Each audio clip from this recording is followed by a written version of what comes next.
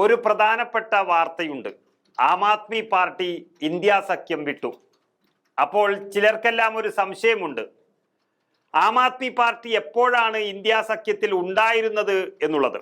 എന്നാൽ തങ്ങൾ മാത്രം നന്നാവണമെന്നും തങ്ങൾ മാത്രമേ അഴിമതി നടത്താവൂ എന്നും മറ്റുള്ളവർ നടത്തിയാൽ അത് ഗുരുതരമായ തെറ്റാണെന്നും വിശ്വസിക്കുന്ന ആം ആദ്മി പാർട്ടി അവരുടെ കാര്യം കാണാൻ വേണ്ടി കുറച്ചു സമയത്ത് ഇന്ത്യ സഖ്യത്തിൽ ഉണ്ടായിരുന്നു എന്നത് സത്യമാണ്.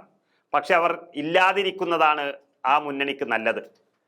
ഇപ്പോൾ പുറത്തു പോകാനുള്ള കാരണമായി പറയുന്നത് 2024 ലോക്സഭാ തെരഞ്ഞെടുപ്പിന് മാത്രമാണ് ഇന്ത്യ സഖ്യം എന്നൊരു പ്രതിപക്ഷ കൂട്ടായ്മ രൂപീകരിച്ചതെന്നും ഇനി അതിൽ നിൽക്കുന്നില്ല എന്നുമാണ് അവർ പറയുന്നത്. അത് ചൂണ്ടിക്കാട്ടിയാണ് AAP പിന്മാറിയത്. സത്യത്തിൽ വളരെ വിചിത്രമായ ആരോപണങ്ങൾ ഉന്നയിക്കുന്നത് കേൾക്കുമ്പോൾ തന്നെ ചിരിച്ചു പോകും. അതായത് BJPയും കോൺഗ്രസും രഹസ്യവും അഴിമതി നിറഞ്ഞതുമായ കരാറിൽ ഏർപ്പെട്ടിരിക്കുകയാണെന്നും അതുകൊണ്ട് AAP വരാനിരിക്കുന്ന തെരഞ്ഞെടുപ്പുകളിൽ പാർട്ടി ഒറ്റയ്ക്ക് മത്സരിക്കുമെന്നാണ് അറിയിച്ചിരിക്കുന്നത്.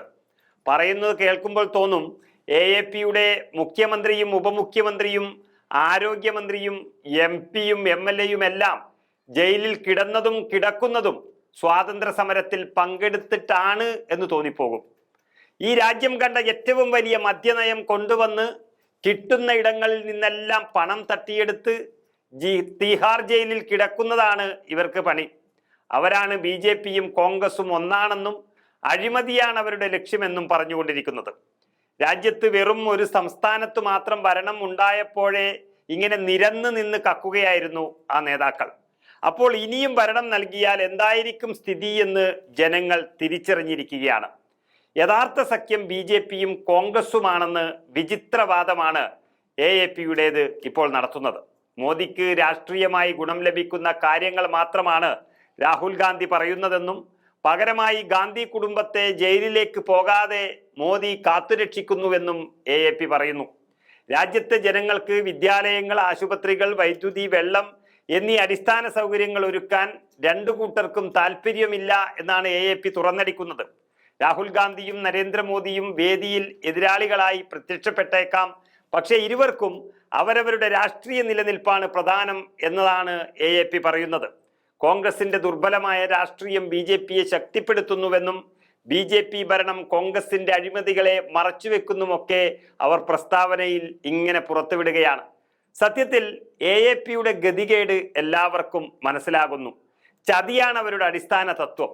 എല്ലാ വഴികളും കാട്ടിത്തന്ന അണ്ണാ ഹസാരെയെയും മറ്റുള്ളവരെയും ചതിച്ചുകൊണ്ടാണ് അരവിന്ദ് കെജ്രിവാൾ പാർട്ടി ഉണ്ടാക്കിയതും ദില്ലിയിൽ മുഖ്യമന്ത്രിയായതും. അന്നത്തെ മുഖ്യമന്ത്രിയായിരുന്ന ഷീലാ ദീക്ഷിത്തിനെതിരെ പറഞ്ഞ കാര്യങ്ങളെല്ലാം വിഴുങ്ങിക്കൊണ്ട് 10 വർഷം ദില്ലി ഭരിച്ചപ്പോൾ നടത്തിയ ഭരണം എന്ന് പറയുന്നത് അഴിമതി നിറഞ്ഞ ഭരണമാണ്.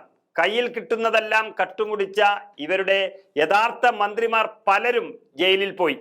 ഇവരെ മനസ്സിലാക്കാത്തവർ പഞ്ചാബിലും ഭരണം നൽകി AAPക്ക്.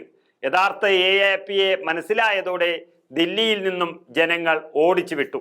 ഇപ്പോൾ പഞ്ചാബിലും തകർച്ചയുടെ വക്കിലാണ് നിൽക്കുന്നത്. കോൺഗ്രസിന് ബദലാകാൻ വന്നവർ എന്ന പേരിൽ കോൺഗ്രസിനെ മാത്രം തകർക്കാൻ നോക്കി കഴിയില്ല എന്നായപ്പോൾ BJPയോടൊരു കൈ നോക്കി അവസാനം കള്ളന്മാരെ പിടിച്ച് ജയിലിലിട്ടപ്പോൾ ആരും തിരിഞ്ഞു നോക്കിയില്ല എന്ന മനോവിഷമം കൊണ്ട് മാത്രമാണ് ഇപ്പോൾ അവർ ഇന്ത്യ മുന്നണി വിട്ടുപോകുന്നത്. ഏതായാലും ഇന്ത്യ മുന്നണി രക്ഷപ്പെട്ടിരിക്കുന്നു. കള്ളന്മാരുടെ മുന്നണി എന്ന പേരുദോഷം അവർക്ക് മാറിക്കിട്ടി.